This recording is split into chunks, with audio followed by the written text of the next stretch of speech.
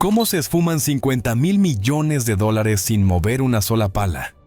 Durante años se prometió que Nicaragua se convertiría en el nuevo Panamá, con un canal interoceánico que cambiaría para siempre el mapa del comercio mundial. Pero tras 50,000 millones de dólares, millones de árboles talados y miles de personas desplazadas, ¿qué pasó? ¿Cómo puede uno de los proyectos más ambiciosos de Latinoamérica terminar en absoluto silencio? Esta es la historia de uno de los macroproyectos más ambiciosos y misteriosos de Latinoamérica, que terminó en nada. Estás en Macroproyectos TV, donde lo imposible se diseña, se construye y se cuenta. Suscríbete y sigamos viajando por lo extraordinario. Durante años, Nicaragua soñó con una obra que transformaría no solo su geografía, sino su destino entero: el Gran Canal Interoceánico. Una idea monumental que prometía convertir al país más pobre de Centroamérica en un nodo esencial del comercio global. ¿El plan?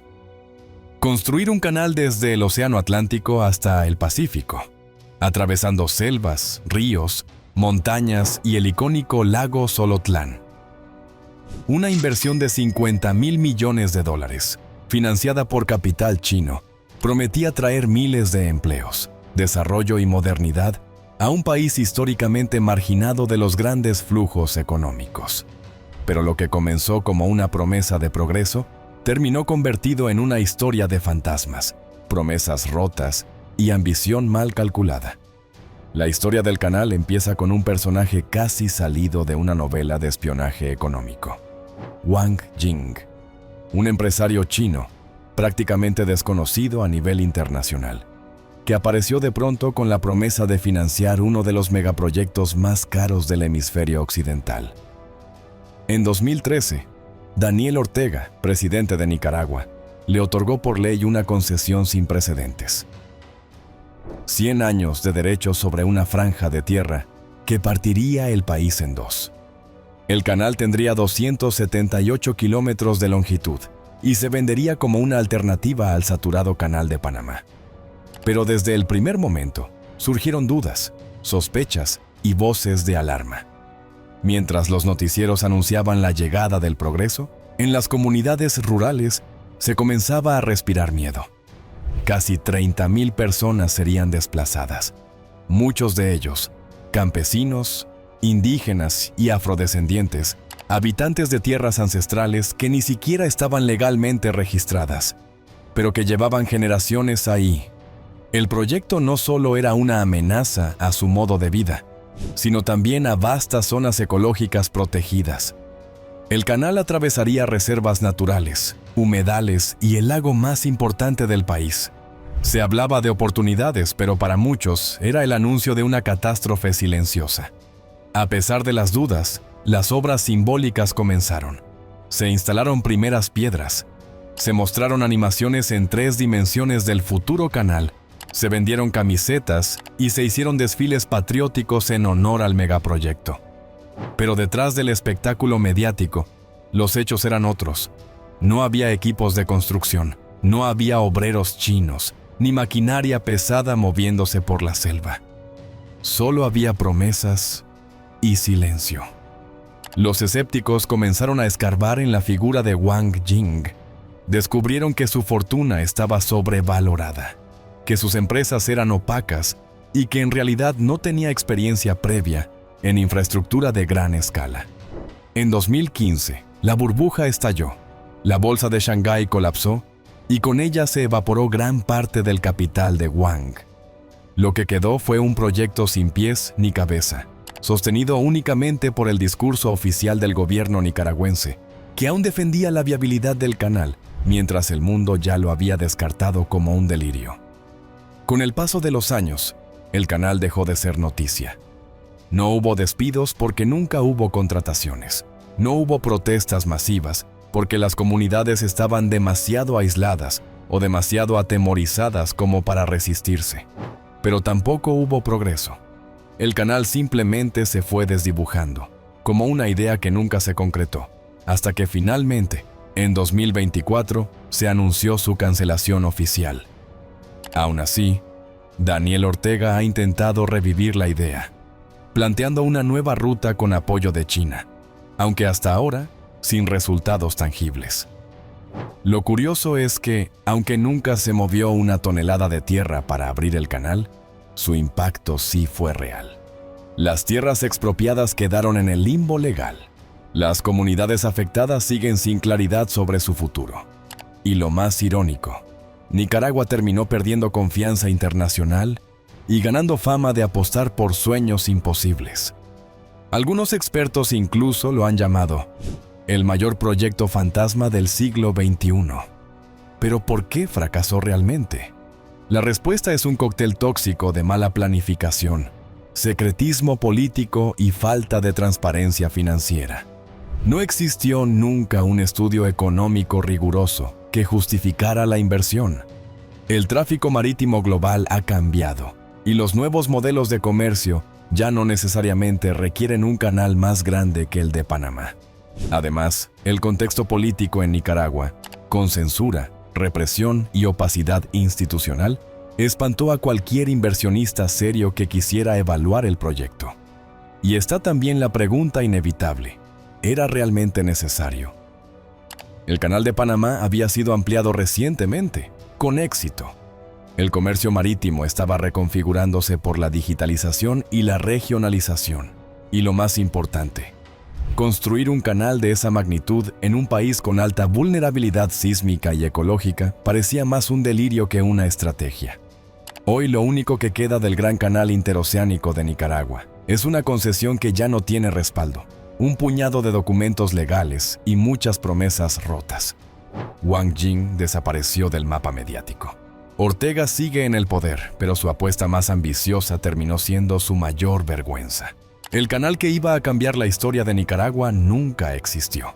Pero su ausencia, su fracaso, dice, más que cualquier infraestructura visible. Es el símbolo perfecto de cómo los sueños de grandeza, cuando se construyen sobre bases débiles, se desmoronan sin siquiera comenzar. Y aún así, hay quienes se niegan a enterrarlo del todo. En discursos oficiales, el canal es mencionado como una meta pendiente, como una visión a largo plazo. Se juega con la idea de que en algún momento, cuando las condiciones sean ideales, el proyecto podría retomarse. Pero lo cierto es que las condiciones no son ideales, y probablemente nunca lo serán. La realidad geopolítica ha cambiado. La confianza internacional está fracturada y el propio pueblo nicaragüense ya no cree en promesas vacías. En retrospectiva, el Gran Canal fue más una estrategia política que un plan de infraestructura. Sirvió para desviar la atención, para mostrar músculo internacional, para proyectar una imagen de ambición que escondía una gestión ineficiente y autoritaria. Nunca fue realmente un proyecto viable. Fue un símbolo, un espejismo, un truco. Y como todos los trucos, terminó desvaneciéndose frente a la mirada cansada de quienes ya no creen en milagros. Para entender mejor el atractivo inicial del canal, hay que remontarse a una vieja obsesión centroamericana: encontrar una vía interoceánica que compita con Panamá. Desde el siglo XIX, potencias extranjeras habían considerado la ruta nicaragüense como una opción viable. Incluso Cornelius Vanderbilt, el magnate estadounidense, operó una ruta de tránsito a través del río San Juan y el lago de Nicaragua mucho antes de que Panamá tuviera su canal. Era una ruta natural, más larga, pero con menos obstáculos en su momento. Sin embargo, las condiciones del siglo XXI eran muy distintas.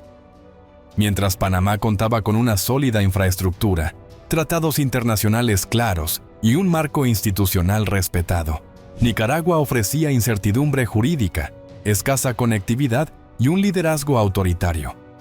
El canal no solo tenía que competir con una de las rutas más eficientes del mundo, sino también justificar su existencia en un mundo donde la logística marítima se adapta más a puertos inteligentes que a megaproyectos del pasado. Los estudios de impacto ambiental realizados por HKND fueron fuertemente criticados. Los expertos señalaron que eran poco rigurosos, realizados con prisa y sin consulta real con las comunidades. Se estimaba que más de 400.000 hectáreas de bosques serían afectadas, incluyendo zonas de altísima biodiversidad. La posibilidad de contaminar el lago Cocibolca, fuente vital de agua dulce, era un riesgo que no se podía ignorar. Además, la Ley 840, que permitió la concesión, fue aprobada sin debate parlamentario serio y otorgaba poderes extraordinarios a una empresa extranjera, incluyendo la posibilidad de expropiar tierras sin apelación. La narrativa oficial repetía que el canal convertiría a Nicaragua en un nuevo Singapur, un hub logístico de clase mundial. Pero nunca se explicó cómo se garantizaría la sostenibilidad del proyecto ni qué mecanismos había para fiscalizar su desarrollo. Wang Jing decía tener conexiones con altos niveles del gobierno chino, pero Pekín nunca respaldó oficialmente el proyecto. De hecho, todo indica que fue una operación privada, sin garantía estatal, lo que explica por qué se derrumbó tan rápido cuando su fortuna personal se esfumó. Es un recordatorio brutal de lo que ocurre cuando se confunden deseos con capacidades y discursos políticos con planes financieros sólidos. A diferencia de otras megaobras, el Gran Canal generó una resistencia constante en las zonas rurales. Mujeres campesinas marcharon decenas de kilómetros para denunciar las expropiaciones. Se realizaron más de 90 protestas locales, muchas de ellas reprimidas con violencia. Sin embargo, los medios controlados por el Estado apenas cubrieron estas manifestaciones. El Banco Mundial, el BID y otros actores financieros evitaron comprometerse con una obra que no tenía respaldo técnico. Se hablaba de viabilidad, pero no existían estudios serios de ingeniería ni rutas de retorno de inversión. Lo que había era una promesa inflada y un relato épico sin sustento práctico. Hoy, el caso del canal se estudia en universidades como ejemplo de mala gobernanza. Se discute no solo en términos económicos, sino como una lección de política pública, planificación territorial y derechos humanos. Una obra que nunca se construyó, pero que dejó huellas reales. Mientras otros países avanzan hacia modelos de desarrollo sostenible, energías limpias y digitalización, Nicaragua quedó atrapada en una idea del pasado. Un canal del siglo XIX, con sueños del siglo XX, pero sin bases para el siglo XXI. ¿Y tú qué opinas? ¿Fue este macroproyecto una estafa o una visión adelantada a su tiempo? ¿Crees que este macroproyecto merece otra oportunidad? Déjanos tu comentario y dinos, ¿qué otro macroproyecto te gustaría que investiguemos? Suscríbete y acompáñanos en el próximo viaje por otra obra que desafía lo imposible. Aquí en Macroproyectos TV, la ingeniería no solo se construye, también se sueña. Haz clic aquí para continuar con otro tour